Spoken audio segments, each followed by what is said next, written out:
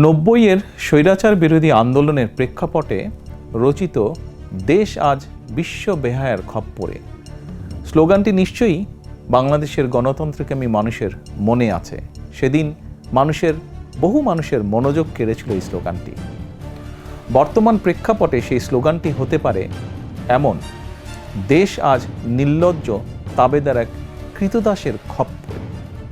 কেন কথাটি বললাম? কারণ লেন্দুব হাসিনার অবৈধ ক্ষমতা লিপ্সার কারণে গণতন্ত্র, মানবাধিকার, ভোটের অধিকার হারিয়ে বাংলাদেশের জনগণ আজ নিজ দেশেই যেন পরাধীন। অরক্ষিত দেশের সীমান্ত সেন্ট মার্টিন প্রায় অবরুদ্ধ। এই মুহূর্তে যখন আপনাদের সামনে আমি কথা বলছি, বাংলাদেশের নাগরিকগণ সেখানে যেতে নিরাপদ বোধ করছেন না। সেন্ট মার্টিনকে ঘিরে গত কয়েকদিন মিয়ানমার যা করছে, এটি যে কোনো দেশের সার্বভৌমত্বের জন্য চূড়ান্ত হুমকি।